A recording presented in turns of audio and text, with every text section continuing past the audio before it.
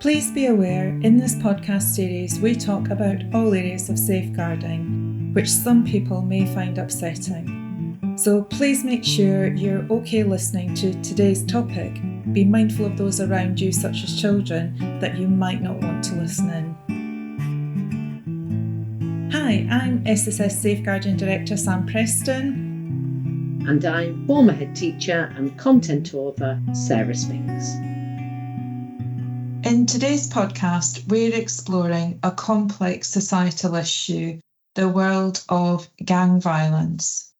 So we're going to focus on the social and psychological constructs behind gang culture and violence.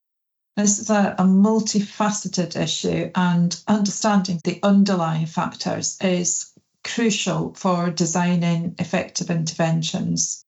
So let's start with the socioeconomic factors that foster gang culture. Now, we know from research that socioeconomic conditions are a significant driver of gang culture. So what role do these factors play in gang affiliation and violence, Sarah? Well, high levels of unemployment, poverty and social deprivation create an environment where individuals, especially young people, turn to gangs as an alternative means of economic survival and social belonging.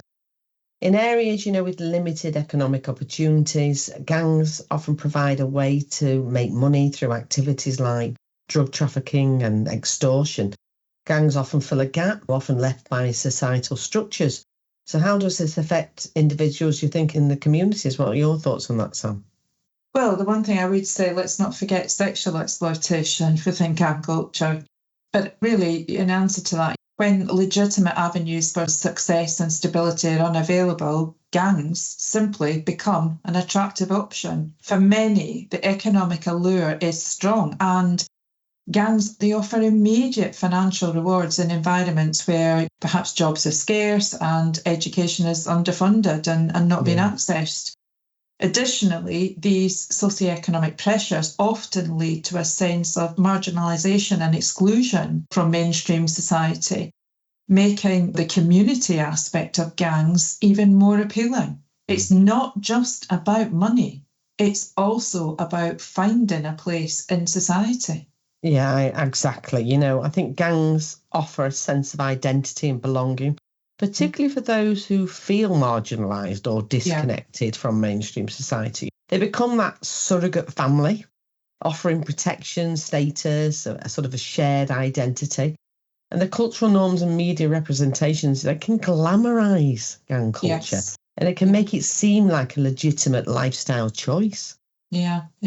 So let's shift to the psychological motivation. These factors sustain gang membership and involvement in violence. They're just as critical.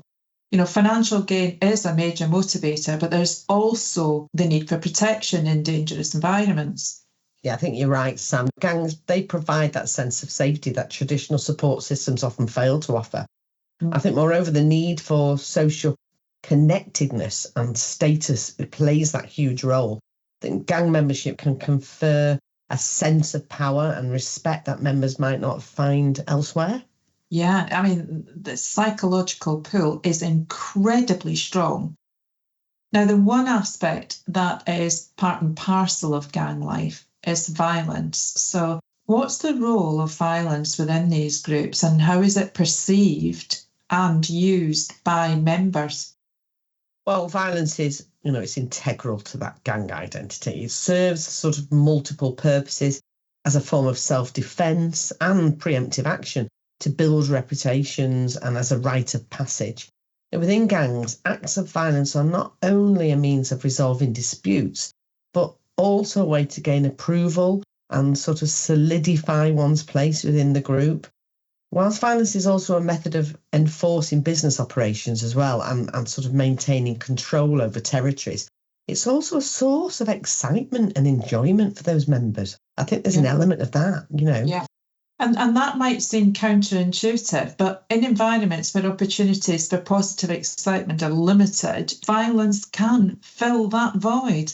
For some gang members, engaging in violent acts provides a thrill and a way to escape the monotony of daily life. This aspect of bravado and thrill-seeking is often celebrated within the gang, which reinforces the cycle of violence. It really is. It's a sobering thought. I'm wondering about leaving gang life. What factors do you think influence that decision to leave a gang, and how hard it must be?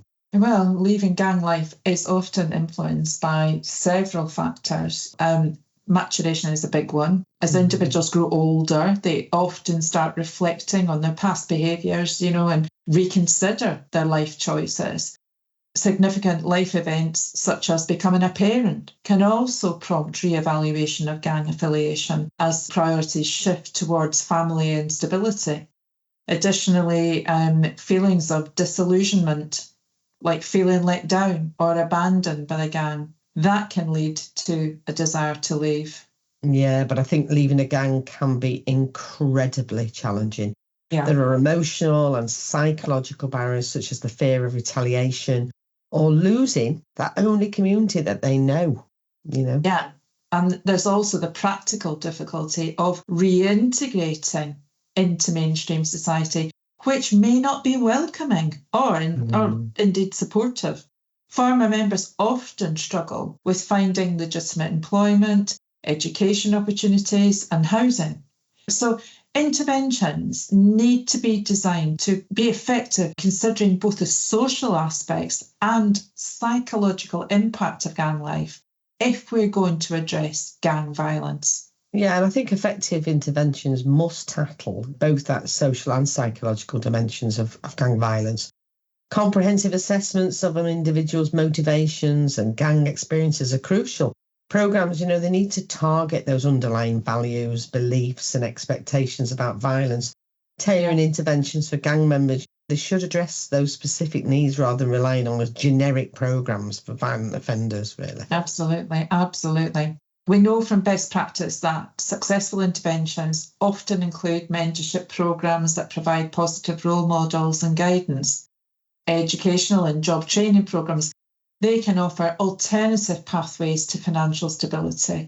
Community-based initiatives that foster that social cohesion and offer support networks can also be really effective. So it's crucial to create environments where former gang members feel supported and have access to the support and resources that help them to build those new identities, really. We really are, as I said earlier, we're looking at reintegration into society. Yeah, and I think successful reintegration requires realistic and concrete plans, including supportive resettlement programs that help individuals sort of navigate those challenges of leaving a gang. Yeah. Providing those positive role models, as you said, and leveraging that significant life events, they can encourage that pro-social change. And this involves helping to find that stable employment, as we said, and those secure housing and build supportive relationships outside of the gang life. I think, just by perpetuating an antisocial feeling against those gang members will never help them to reintegrate. Absolutely, absolutely. So I guess what we're saying really is that understanding the social and the psychological constructs behind gang violence is essential for developing effective. If we want to develop effective strategies to combat this, this pervasive issue, that's how we've got to do it. Yeah. By addressing the complex motivations and mechanisms that sustain gang culture, we can create targeted interventions that reduce gang violence and support individuals. I hate to say in their journey, because it seems these days everybody's on a journey, but we are talking about a significant change from leaving that gang lifestyle behind to something new. Yeah. So if you have any questions or thoughts on today's episode, please feel free to reach out.